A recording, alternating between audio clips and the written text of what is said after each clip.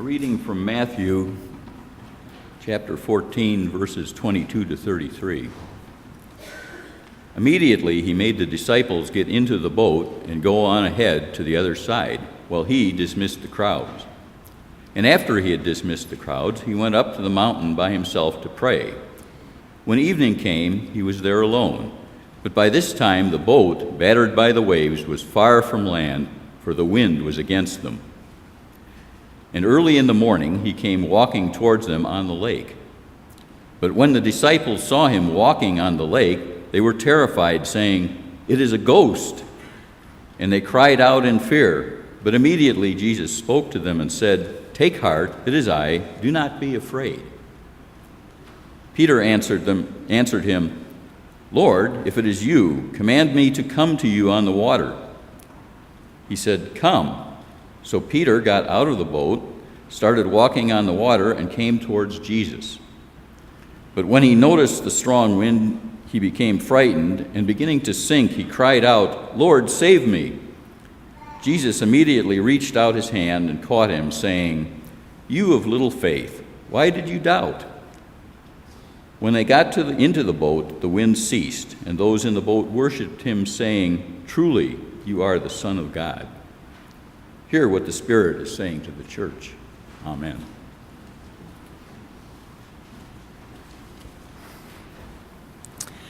During my freshman year, my friend Jess and I were walking to track practice after school. It had rained earlier that day, so the ground was all slippery. We were just walking along, my huge backpack filled with all my textbooks. I look down on the hill we were walking on, and I see the sidewalk below the entire boys' track team. I thought nothing of it until the unthinkable happened. All of a sudden, my legs fly up in front of me, slipping from the water. I scream and fall flat on my backpack. I remember laying there in fear and self-doubt, feeling terrified that the boys had seen me wipe out. Honestly, it didn't hurt too much, but I felt like I wanted to disappear.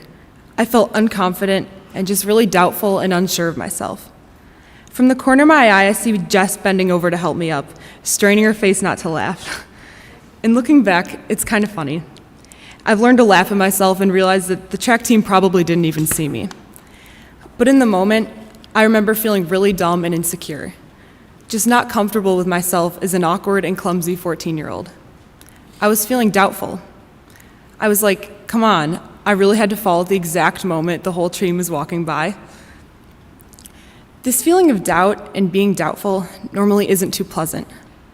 When I first read the passage, the word that stuck out to me was doubt. Jesus doesn't like it either. He questions Peter, saying, "You of little faith, why did you doubt?" I read these lines over and over again, and for some reason, I couldn't shake this idea that there were words missing. You of little faith, why did you doubt? But what does Jesus feel Peter had little faith or doubt in? You of little faith, in what? What does he have little faith in? Why did you doubt? Doubt what? What did Peter even doubt? I kept thinking about this and realized that some may think, oh, he doubted Jesus' ability to walk on water. Others might even think that he doubted Jesus as a whole. But what I believe is that Jesus was upset because Peter didn't have faith in himself. He had doubt in himself. Peter fell because he was uncertain and fearful of the wind knocking him over, and didn't believe he could walk like Jesus. It wasn't a doubt in Jesus, he just didn't trust himself enough to walk stably across the water. However, the wonderful thing about Jesus Christ in this story and in life in general is that even if Peter was not too sure of himself, Peter would help him up when he falls. Jesus wants the best for people. He will help you up during your most unconfident days. He can carry you and love you and tell you, have faith in yourself. But even if you're like Peter and you fall, Jesus can help you up. Around February of this year, it was still cold but sunny after school. For distance track, we do hill workouts up Linden Street, and these are pretty intense, involving fast running up the hill about 10 times. At the end of each hill, you're absolutely exhausted. I mean, there have been times where I felt dizzy and nauseous, and all I've wanted to do is stop the workout.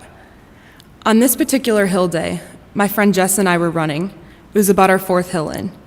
We got to the top and just both felt terrible. Heavy breathing and you start to almost feel anxious because you know you have so many hills in front of you. So we're jogging down the hill, and I was feeling pretty miserable and pretty doubtful. Honestly, all I wanted to do was stop running. And sometime during the jog down, I remembered a tip from my friend Christina. She told me once that if you're feeling bad, to just look up and smile at the sky. So I thought, okay, I'm feeling pretty bad. So why don't I try that?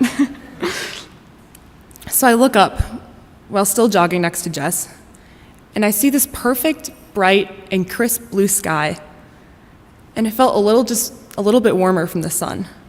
And then I look down again and just keep running down the hill. And for some reason, I look up one more time. And this time, I felt this sort of rush of gratitude. The beautiful sky made me feel lighter, reminding me that I'm lucky to be running. I'm lucky to be running with my amazing friend Jess.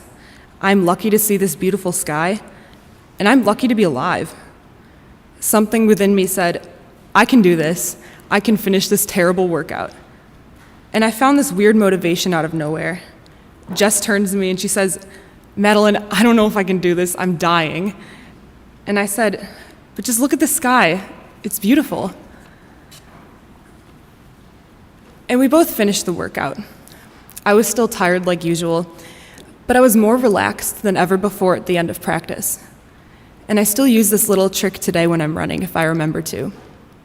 I just look at the sky, and for some reason it just helps me feel better. Looking back at that hill workout, I honestly believe that Jesus was there lifting me up. He knew I could finish it, and even though I was feeling like Peter, thinking that the hill instead of the wind would finish me, I was able to find motivation through feeling gratitude and reaching to the sky for help so that I no longer felt doubtful.